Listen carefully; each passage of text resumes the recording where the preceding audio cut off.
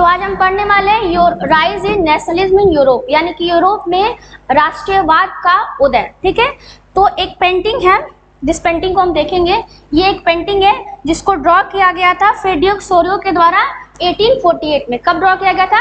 1848 में। ये पेंटिंग दिखाता है हमें, ये पेंटिंग आपके लिए थोड़ा सा विजुअलाइज होने में थोड़ी प्रॉब्लम हो रही होगी, बट आपके बुक में प्रॉपर विजुअल है। ये पेंटिंग दिखाता है कि यूरोप के कुछ लोग, ये पेंटिंग फ्रेडरिक सोरियो के द्वारा बनाया गया था क्योंकि यूरोप में पहले के जमाने में राजाओं का शासन था, तो मोनार्किकल सिस्टम चलता था। हर जगह किंग अपने अपने सिस्टम को कैप्चर किए हुए थे, एक्वायर किए हुए थे और अपनी मर्जी से देश को कंट्रोल कर रहे थे। तो यूरोप में लोग चाहते थे आज़ादी, फ्रीडम, अपने हिसाब से जीवन जीने का अधिकार चाहते थे। तो वहां पे क्या हुआ कि फ्रेडरिक सोरियो ने दिखाया 1848 में, उन्होंने एक पेंटिंग डिपिक्ट किया और उस पेंटिंग के जरिए बताया गया कि the dream of world wide democratic and social Republic. ठीक है, क्या बताया गया?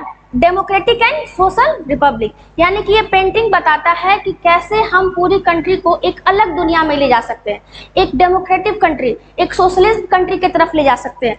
तो ये एक पेंटिंग ड्रॉ किया और उन्होंने बहुत अच्छी तरह इस पेंटिंग को बताया। जैसा कि हम देखेंगे पेंटिंग को एक बार, कि पेंटिंग में कुछ लोग हैं जो यूरोप के कुछ लोग यहाँ से ट्रेवल करते हुए ये पूरा चले आ रहे हैं। ठीक है, अब यहाँ पे क्या दिखा रहा है, और यहाँ पे एक स्टैचू ऑफ लिबर्टी है जिसके हाथ में टॉर्च है और उसके एक हाथ है शटर है। क्या है? शटर। अब देखिए, ये बता रहा है कि जो यूरोप के सारे लोग हैं ये एक मार्च पे निकले हुए, तो यहाँ पे बता रहा है कि यहाँ पे कुछ ऐसे लोग हैं जो जर्मनी के लोग हैं। ठीक है, यहाँ पे कुछ ऐसे लोग हैं जो फ्रांस के लोग हैं, यहाँ पे जो सबसे आगे लोग हैं वो अमेरिका के लोग हैं और बाकी पीछे पोलैंड और यूरोप के बाकी लोग। ठीक है, यानी कि यहाँ पे कौन से लोग हैं? जर्मनी के, उसके बाद कौन से लोग हैं? फ्रांस के, उसके बाद कौन से लोग हैं? कौन से लोग हैं? अमेरिका के लोग हैं। और ये सारे लोग जो है ऐसे पीछे ऐसे बनते हुए, यानी कि कुछ लोग हैं पोलैंड के, यूरोप के, अदर कंट्री के लोग यहाँ पे अपनी अपनी कम्युनिटी के साथ, बहुत सारे लोगों के साथ एक गुट में जा रहे हैं। ठीक है, अब ये निकल रहे हैं और स्टैचू ऑफ लिबर्टी को लेकर के होमेज दे रहे, मतलब प्रणाम करें और उनसे आशीर्वाद ले रहे हैं। और ऐसे बढ़ते चले जा रहे हैं और एक इनको प्रणाम करके आशीर्वाद लेकर निकल रहे हैं और देख रहे हैं कि हम एक ऐसी कंट्री को बनाने वाले हैं, एक ऐसी डेमोक्रेटिक कंट्री बनाने वाले हैं जो आगे जाके वर्ल्ड में सबसे अलग दिखे। ठीक है, अब ये जो इनके हाथ में स्टैचू ऑफ लिबर्टी के एक हाथ में जो टॉर्च है, ये टॉर्च ऑफ एनलाइटमेंट बोलते हैं। ये बताता है प्रकाश का प्रतीक, यानी कि चारों तरफ एक रोशनी है और वो रोशनी कहाँ जा रही है? लोगों को दिखाई जा रही है, रास्ता दिखा रही है। और ये जो इनके हाथ में चैटर है, ये बता रहा है द राइट ऑफ पीपल, यानी कि पीपल का जितने भी लोगों का जो भी कार्य है इसके बारे में मेंशन है। अब ऊपर में देख सकते हैं आप लोग कि ऊपर में यहाँ पे कुछ एंजल्स है, कुछ गॉड्स है और जीसस वगैरह, ये हमें जितने भी भगवान है वो सब हमें क्या दे रहे हैं? आशीर्वाद दे रहे हैं। आशीर्वाद क्यों दे रहे हैं? ये सारे लोगों को दे रहे हैं कि ये सारे लोग खुशी से एकत्रित होकर अपने अपने राष्ट्र में एक अलग सा जीवन जीने वाले हैं और नया दुनिया देने वाले हैं। ठीक है, आप देखेंगे कि यहाँ पे कुछ लोग हैं, कुछ लोगों का ये सर मुकुट टूट के पड़ा हुआ है। इसको क्या बोलते हैं? जितने भी मोनार्कियल किंग थे उनका जो क्रम चलता था, उनके जो एनलाइट मुकुट था, ये सब क्या हुआ? बस्ट हो गया और बस्ट होकर यहाँ पे सब पड़ा हुआ है। अब देखते हैं, वही बता रहा है कि in 1948 Frederick Sorio, a French artist, prepared a series of 4 paint visualization his dream of world made up of democratic and social republic as they called it। ठीक है, ये बता रहा है कि इन्होंने एक ऐसी पेंटिंग को बनाया, एक ऐसा पेंटिंग कब बनाया? 1848 में। और ये पेंटिंग दिखा रहा है कि एक ऐसा कंट्री बने जो डेमोक्रेटिक हो, जो सोशल रिपब्लिक हो। ठीक है, रिपब्लिक का मतलब होता है एक ऐसा स्टेट, एक ऐसा स्टेट। ठीक है, दिख रहा है? अब दिख रहा है? ठीक है, एक ऐसा स्टेट जहां क्या हो? एक प्रेसिडेंट हो, एक ऐसा स्टेट जहां पे क्या हो? एक किंग हो, एक प्रेसिडेंट हो। ठीक है, तो ये बता रहा है कि एक ऐसी विजुअलाइज, एक ऐसी ड्रीम बनाया गया जहां पे डेमोक्रेटिक सोशल रिपब्लिक हो। ठीक है, इसकी 4 पेंटिंग थी और चारों पेंटिंग में से इसकी एक पेंटिंग थी जो क्या पेंटिंग थी? जो एक कंट्री को लेकर के था, जो हमें दिखा रहा सोशलिस्ट लोग कैसे रखते हैं। आप देखेंगे कि यहाँ पे था कि so the people of Europe and America, men and women, all the ages, social classes, marching long train offering homage to the salute of liberty as a pass bite.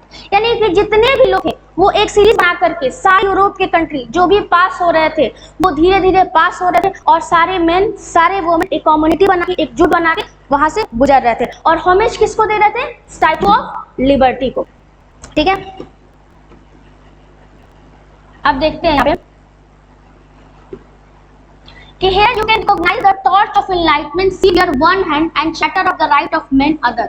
इन्होंने क्या किया, एक हाथ में क्या लिया, enlightenment of torch जो कि हमें रोशनी का प्रतीक दे रहा है, और दूसरे हाथ में क्या है, शैटर बुक है। वो क्या बताता है, राइट्स ऑफ पीपल। जितने भी सारे लोग हैं सबके राइट्स के बारे में डिपिक्ट किया गया, सबके राइट्स, रूल, रेगुलेशन, हर चीज एक उनके चैप्टर वाले बुक में लिखी हुई कि लोग जब साथ में रहेंगे, एक डेमोक्रेटिक कंट्री में रहेंगे, एक रिपब्लिक कंट्री में रहेंगे, वो कैसे रहेंगे, उनकी लाइफ क्या होगी, उनका रूल रेगुलेशन, जीवन जीने का आधार क्या होगा, वो किस बेसिस पे जिएंगे, क्या रूल, क्या कंट्री का नियम होगा, वो सारी चीजें इसमें मेंशन है। अब देखोगे यहाँ पे लिखा on the earth the foregrounded the image of Saturn remain the symbol of absolute institution. ये इसका मतलब क्या है, एब्सोल्यूट का मतलब क्या होता है, एब्सोल्यूट का मतलब होता है कि ऐसा मोनार्किकल सिस्टम जहाँ पे कोई किसी को रोक नहीं सकता, कोई किसी को रिस्ट्रेन नहीं कर सकता। यानी कि राजा रहते थे, राजा अपने हिसाब से कंट्री को रन करते थे और उसमें कोई उनको कुछ रोक नहीं सकता है। आप अपने मर्जी जी नहीं सकते हो, राजा के अकॉर्डिंग जीना है, अब राजा के अकॉर्डिंग आपकी प्रॉपर्टी मिलेगी, हर चीज राजा, रूल रेगुलेशन राजा का था,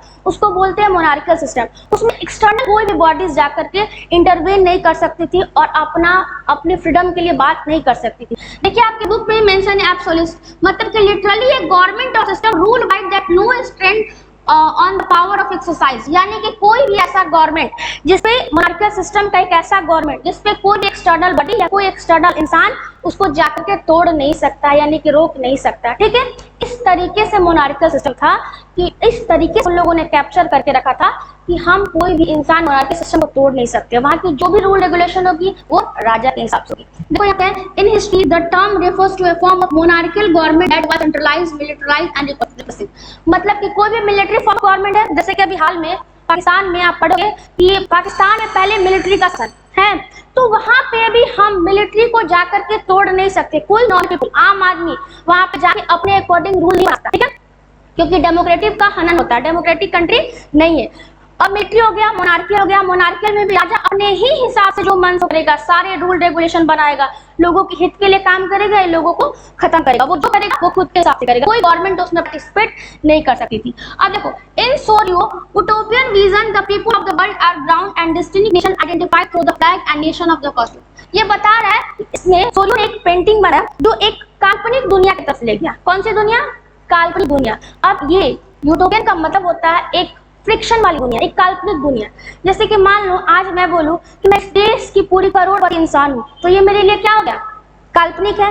मैं इस पूरे वर्ल्ड की क्वीन हूं, तो ये मेरे क्या है, काल्पनिक। वास्तव में जो दुनिया एग्जिस्ट करती है उसको क्या बोलते हैं, यूटोपियन विजन, यानी कि देखने का एक ऐसा नजरिया जो पूरी तरह से काल्पनिक, हमारे इमेजिन में, वास्तव में एग्जिस्ट नहीं करता। तो आज जो डेवलपमेंट देख रहे हैं हम लोग, ये तब उस जमाने में यूरोप में एट द टाइम ऑफ 1848 क्या इस तरीके का जमाना था, इतनी ऑर्गेनाइजेशन थी नहीं था। तो जो उस वक्त नहीं थी उस चीज को हम क्या बोलते हैं, यूरोपियन विजन। इसका मतलब है कि a vision of society that idea that is unlikely to actual exist, यानी कि वो रियल में, वास्तव में ऐसी दुनिया जो एग्जिस्ट नहीं करती हो। यानी कि सूर्यो एक ऐसी पेंटिंग बनाया जो हमें बताता है कि एक ऐसी दुनिया, एक ऐसा वर्ल्ड जहाँ पे मेल और फीमेल आपस में प्यार से हैं, लोग हैं, सब लोग प्यार से हैं, कोई जाति धर्म नहीं, सब लोग एक ही रूल रेगुलेशन को फॉलो कर रहे हैं और सब लोग फ्रीडम से रह रहे हैं और हर कंट्री के लोग साथ में अपनी चीजों को व्यतीत कर रहे हैं। वो क्या दुनिया थी, एक अलग काल्पनिक दुनिया थी। ठीक है,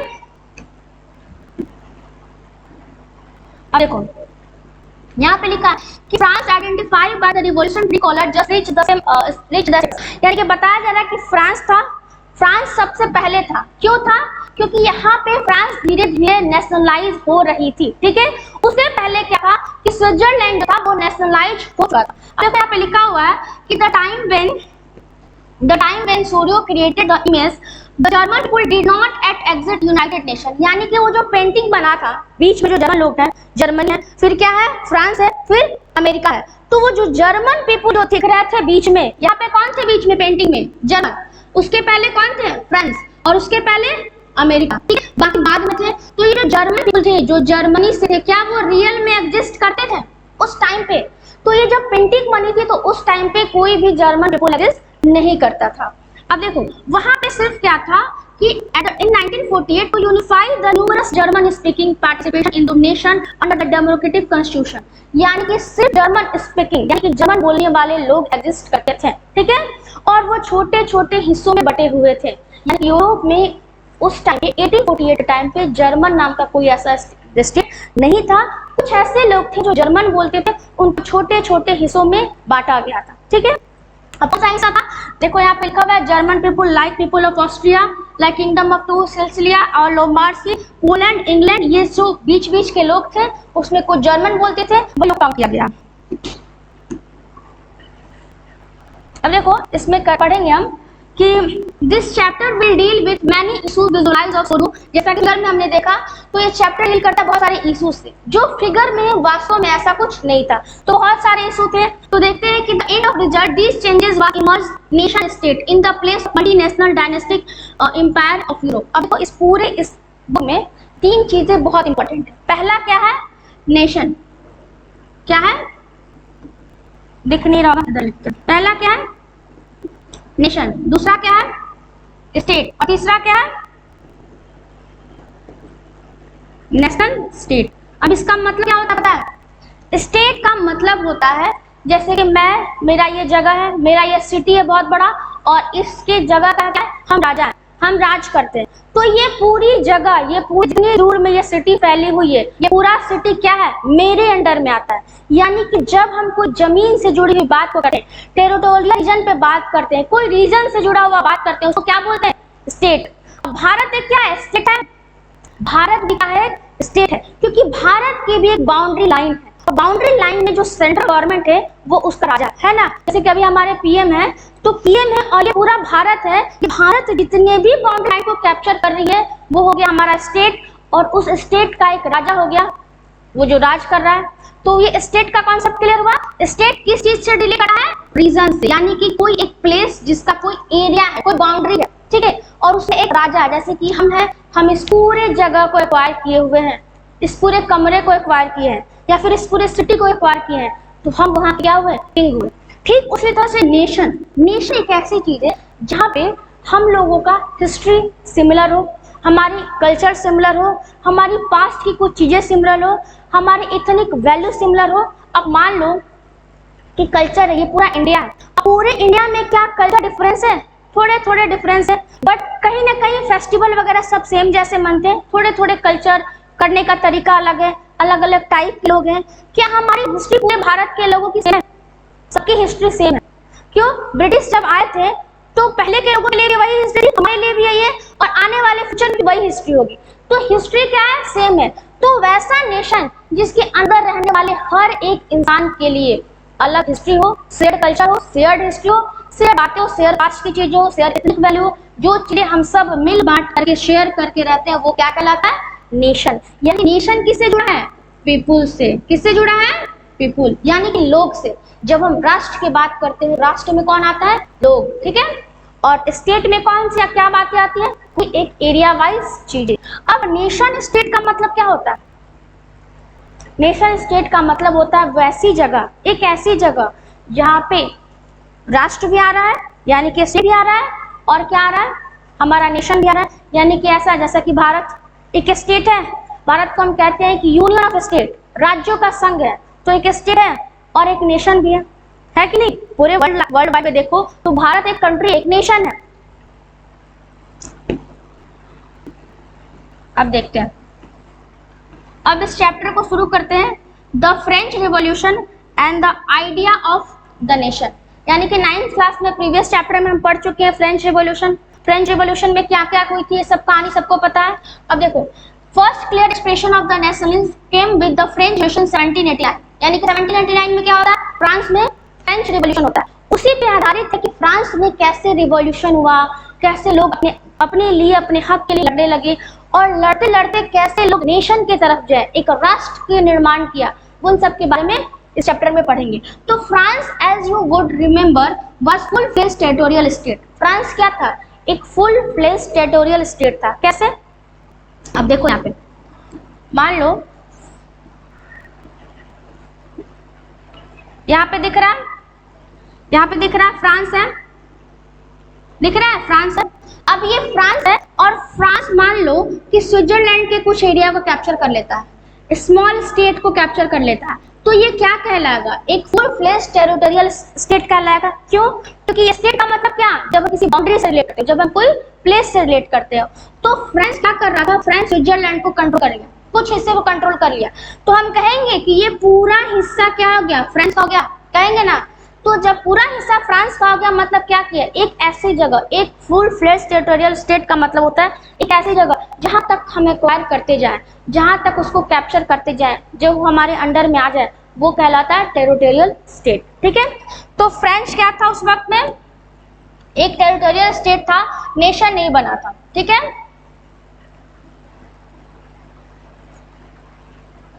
अब देखो, France, as you would remember, was full-fledged territorial state. In 1789, under the rule of absolute monarch, the political and constitutional change came the wake of French Revolution.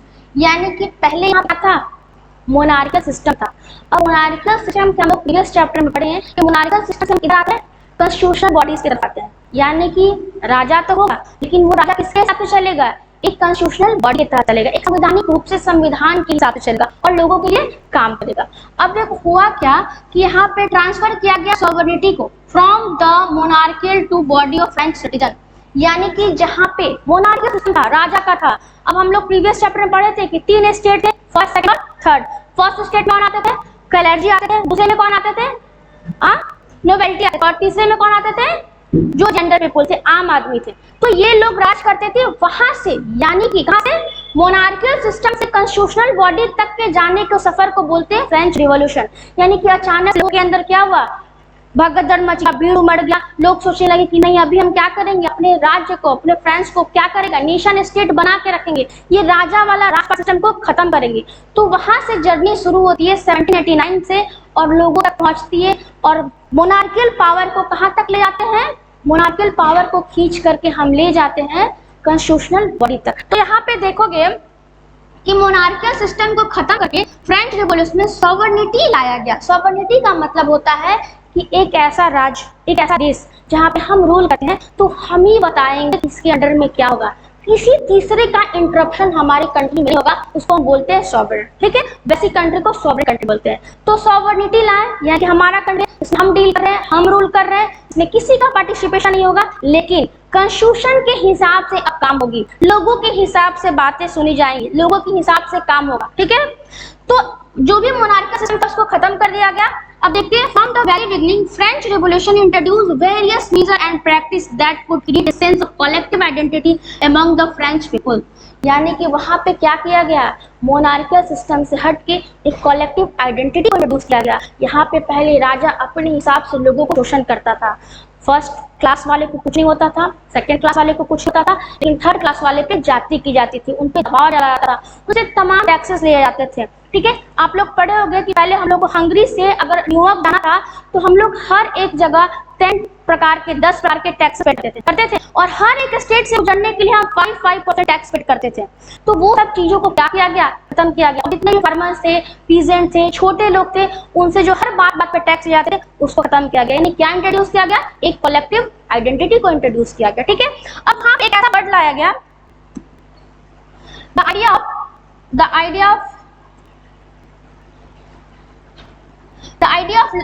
Idea of la patrie and the le citizen. मतलब क्या होता है पता है, law पैट्राइन का मतलब होता है द फादर होता है। अब हमारा भारत एक राष्ट्र, एक नेशन है, तो हम भारत एक पुरुषार्थ शब्द है, एक मेल वर्जन का वर्ड है, लेकिन पूरे भारत को, पूरे इंडिया को एक माता से डिनोट करते हैं, बोलते हैं भारत हमारी माता है। ठीक उसी तरह से फ्रेंच को फादर को डिनोट करते हैं, यानी कि फ्रेंच और लोगों के क्या है, जनक, एक पिता है। ठीक है, तो वहां पे 2 वर्ड इंट्रोड्यूस किया गया। पहला क्या था, ला पैट्राइन मतलब द फादरलैंड, अनले सिटीजन मतलब कि द सिटीजन। ठीक है, emphasize the nation of united community enjoy equal rights under a constitution। और इसमें हर एक इंसान को एक इक्वल राइट्स दिया गया। ठीक है, हर एक इंसान संविधान के रूप से काम करेगा और सब अपनी मर्जी से जिएगा। सबको एक फादरहुड का कॉन्सेप्ट पता चला पहली बार। ठीक है, अब क्या हुआ कि जो भी एक्टिव बॉडी थी, state general was elected by the body of active citizen and remain the nation assembly. New hymns were composed और टेकन। यानी कि वहां पे क्या किया गया, पहले तो फादर नेशन का कॉन्सेप्ट लाया गया, दूसरा कलेक्टिव आइडेंटिटी को इंट्रोड्यूस किया गया, और तीसरा क्या किया गया, कोई बता सकता है, यानी कि नेशनल सॉन्ग बनाया गया, एक राष्ट्रीय गीत बनाया गया। और फिर एक फ्लैग बनाया गया, और फ्लैग क्या किया गया, पहले वाले फ्लैग को फाड़ के हटा दिया गया, न्यू फ्लैग इंट्रोड्यूस किया गया। वो फ्लैग किस कलर का था, ट्राई कलर। कौन कौन सा कलर था, रेड, ब्लू और व्हाइट, ठीक है। तो देखते हैं, it formulate uniform all citizen within a territories, internal custom duties dues are abolish, यानी कि जितने भी टैक्सेस थे, जो भी लोगों को टैक्सेस मिलते थे, देने पड़ते थे, छोटे छोटे किसानों को, छोटे छोटे पीजेंट, वो सारे टैक्सेस को क्या किया गया, एबॉलिश किया गया, यानी कि खत्म किया गया। अब देखो वहां पे क्या किया गया, एक लैंग्वेज को इंट्रोड्यूस किया गया। कौन सी लैंग्वेज, फ्रेंच लैंग्वेज को। क्यों, वहां पे अलग अलग टाइप के लोग थे, अलग अलग नेशन में अलग अलग लोग थे, और वो अलग अलग लैंग्वेज का इस्तेमाल करते थे। हमारा भारत है, ठीक है, हमारी भारत एक सेकुलर कंट्री, हम जो हमारी लैंग्वेज हर रीजन के हिसाब से होती है, और हम वो लैंग्वेज के इस्तेमाल करते बोलते हैं। लेकिन वहां पे क्या किया गया, मैंडेटरी किया गया। कौन सा लैंग्वेज, फ्रेंच लैंग्वेज। क्यों मैंडेटरी किया गया, क्योंकि वहां पे बताया गया कि जो लैंग्वेज पेरिस में यूज होती है, वही लैंग्वेज पूरी फ्रांस में बोली जाएगी। यानी कि फ्रेंच कहाँ यूज हो रहा था, पेरिस में, और फ्रेंच को इंट्रोड्यूस किया गया पूरे फ्रांस में बोलने के लिए। यानी कि वहां का नेशनल लैंग्वेज क्या डिक्लेयर किया गया, फ्रेंच, ठीक है। अब when the news of event in French reached the different city of Europe, student and other member of education middle classes began sitting Jacobin clubs, ठीक है। अब धीरे धीरे ये जैसे जैसे बढ़ने लगा, फ्रेंच रिवॉल्यूशन अपने चरम सीमा पे थी, लोगों के अंदर उबाल था कि हमको राष्ट्र चाहिए, एक मिशन चाहिए, तो वहां पे एक क्लब बनाया गया जिसको बोलते हैं जैकोबिन क्लब। वो क्लब किसके लिए काम करती, वो क्लब हमारे लिए काम करती थी, ठीक है। हर एक लोग अपने अपने के लिए आवाज उठाने लगे, अपनी बातों को लिखने लगे। और ये जैकोबिन क्लब्स क्या था, इस चैप्टर में हम आगे पढ़ेंगे कि जैकोबिन क्लब्स क्या करता था कि अपनी बातों को लिख कर लोगों तक पहुंचाता था। यह मीटिंग होती थी, और मीटिंग में बैठ कर हम लोग इस रिवॉल्यूशन के बारे में डिस्कस करते थे कि कैसे हमको रिवॉल्यूशन लेना है, कैसे एक पूरे फ्रांस को नेशन स्टेट बनाना है, ठीक है।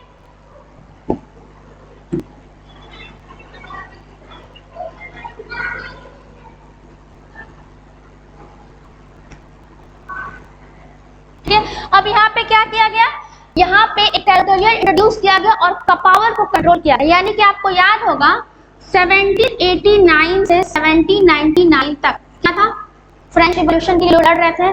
1799 में एक इंसान आता है जिसको क्या बोलते हैं, नेपोलियन बोनापार्ट। वो आता है 1789 में, और धीरे धीरे लोगों को लुभाने लगता है, धीरे धीरे लोगों को बताता है देखो हम ऐसे लड़ेंगे, हम ये करेंगे। लोग उस पर पूरी तरह से ट्रस्ट करने लगे, और वो अपना ट्रस्ट बिल्डअप किया।